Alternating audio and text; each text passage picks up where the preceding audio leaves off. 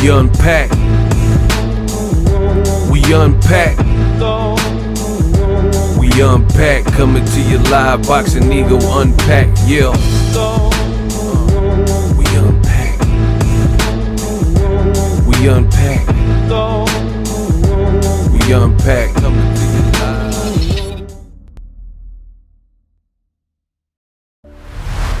Wow, Canelo Alvarez in a brand new exclusive interview dishes out on his former promoter, I think former friend, former fighter, and Olympian Oscar De La Hoya. I do believe he makes a strong case.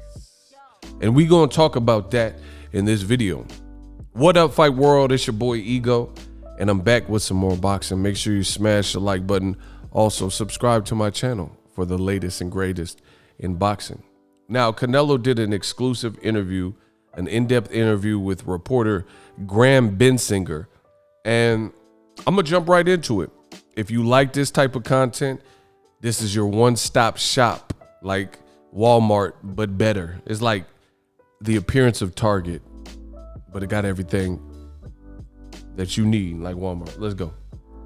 So, in this interview, Canelo says, quote, "Look, I don't like to talk much about people, but I've been a very loyal person always, and I was very loyal always with Golden Boy.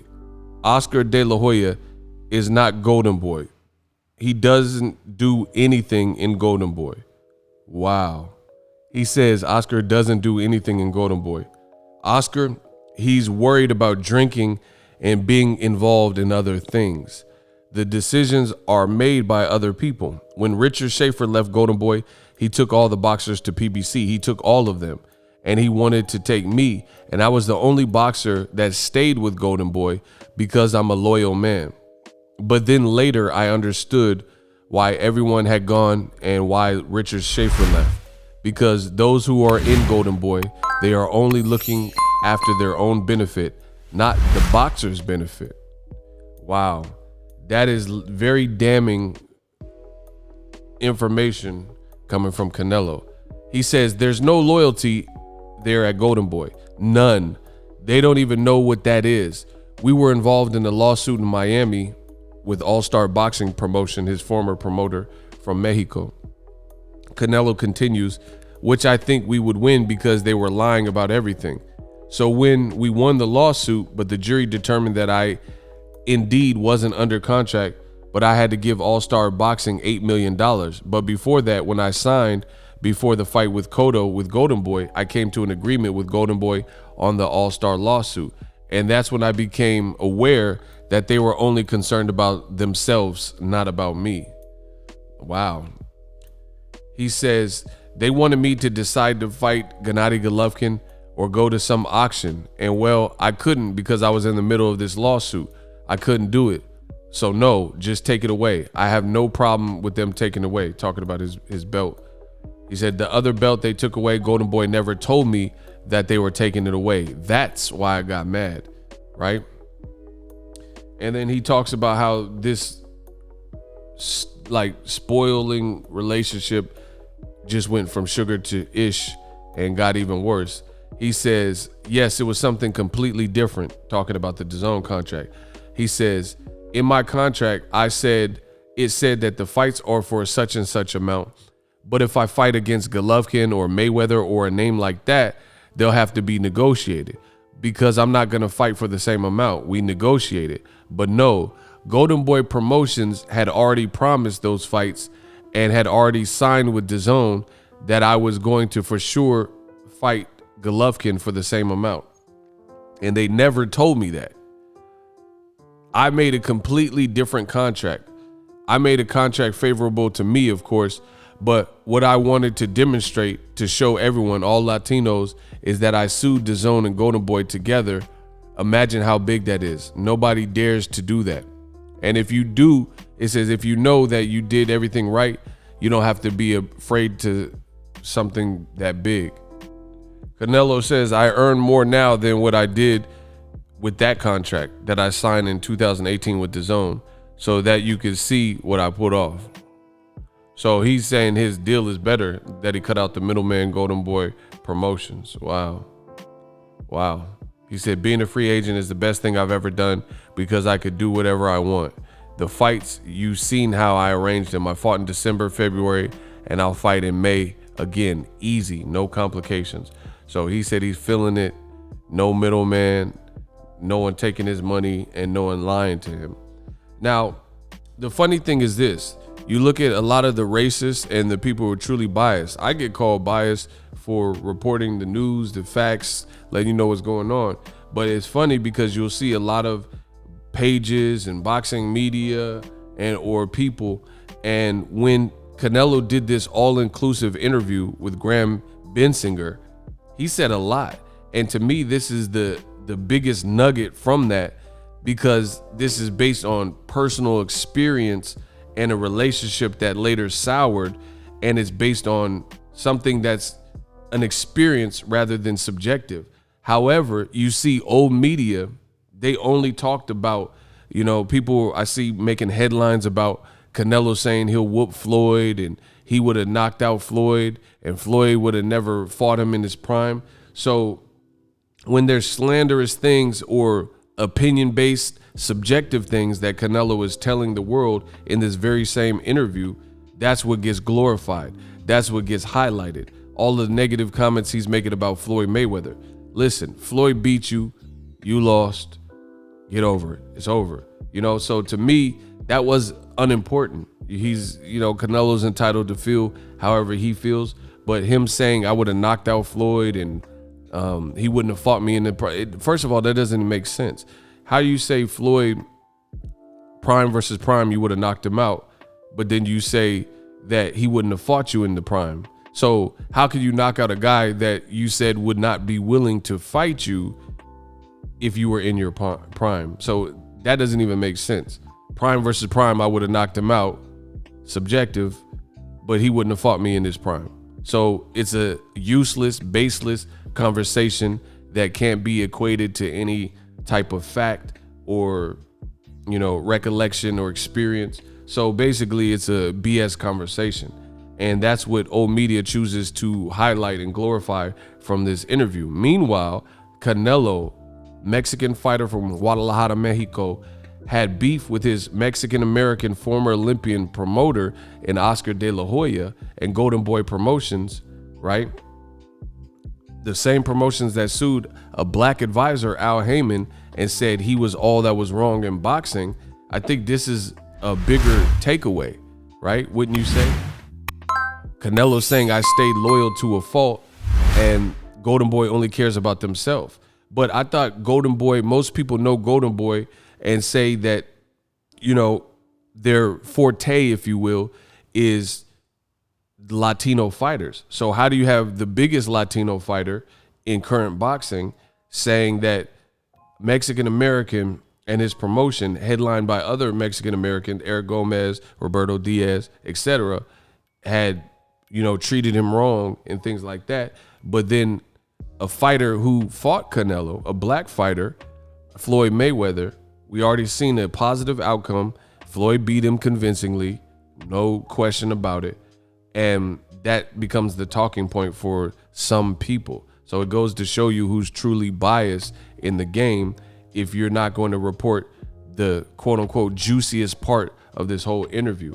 Him talking about De La Hoya, that's not a fantasy. That's not make-believe. That's not subjective. He's talking about what he endured.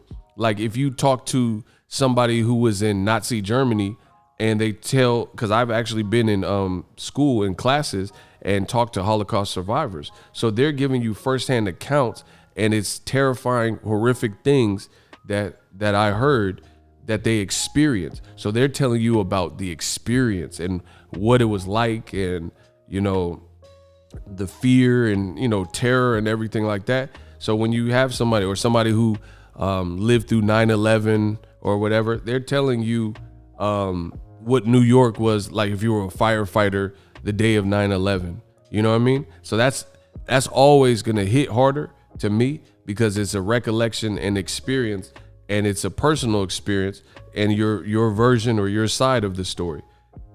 Canelo suggesting he would have beat in a mythical pound for pound, prime for prime BS, that's BS, because Floyd's 45 years old. He's fighting Logan Paul, and 2 weeks from now, you're fighting Saunders. So for me on my channel, having integrity, I don't care to spend an abundant amount of time talking about fantasy stuff.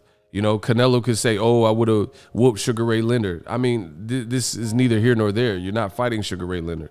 So to me, I think this should be the main talking point, but I'm just illustrating the point that you see who's old media is truly biased and who is truly biased, because the most damaging thing from this whole interview was the reality of what he says he endured. He says, you know, basically it sounds like a violation of the Ali Act. I see how he got out of his contract. He's telling you, he's saying that Oscar De La Hoya made a side deal with DAZN and promised that I would fight Golovkin, but he didn't clear it with me when I was going to have bigger fights like Golovkin or a name like novelty name like Mayweather. They were supposed to renegotiate it, but then they were trying to give him pay cuts. I see why Canelo's mad, you know, but luckily for you on my channel, I figured all this stuff out on my own.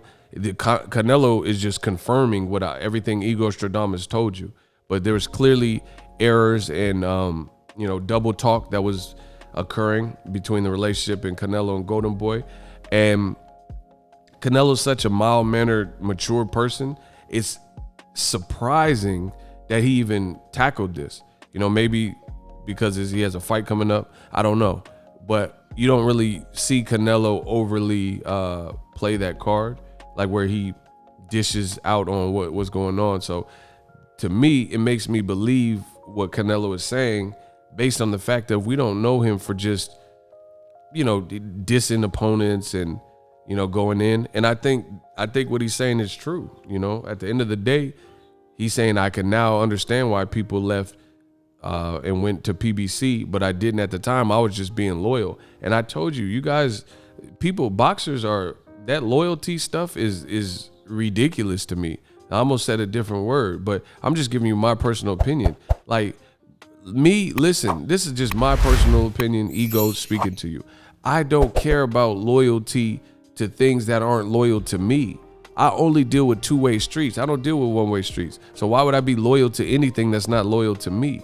So a lot of people say, man, I'm a loyal person, man. I live by a code. How could you live by a code, but the people you're dealing with aren't living by a code? Same thing with, like, let's say Terrence Crawford. Terrence Crawford, let's say he stays loyal to Top Rank and he likes the situation, but you're not getting what you want out of the equation. So Bob Arum's throwing you under the bus saying, I'm losing money on this kid and making your brand look bad, but you're staying loyal to it. But Bob Arum, is he being loyal to you by saying, hey, this skilled fighter I got that's undefeated, he's a loss leader. I lose money dealing with him.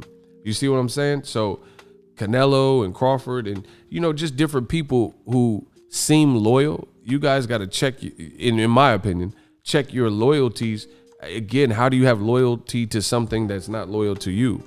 So if you were paying rent at an apartment and then they were taking your rent and going to the casino and spending your money and then saying you owed more money, like that, how's that relationship work? Per the lease agreement, I'm fulfilling my end of the bargain by paying you the lease. You're supposed to take that money and apply it towards my rent, but you're taking it and stealing it and embezzling and going to the casino. So again, I don't see how you, like that, you would be sued at that point, or you would leave that place, or whatever the situation is.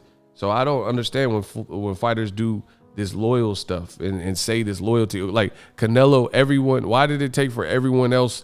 ABNER, he's Spanish speaking, Mexican American. He went to Al Heyman and he said, when I was at Golden Boy, there's an interview with him. He said, when I fought on Golden Boy, that's like working at McDonald's. This is a way different experience. Look at ABNER. He has a deal and he's doing commentary with Showtime. I don't know if he's coming back or retired or unretired because he had the eye damage, the detached retina. But look at him. He has a job.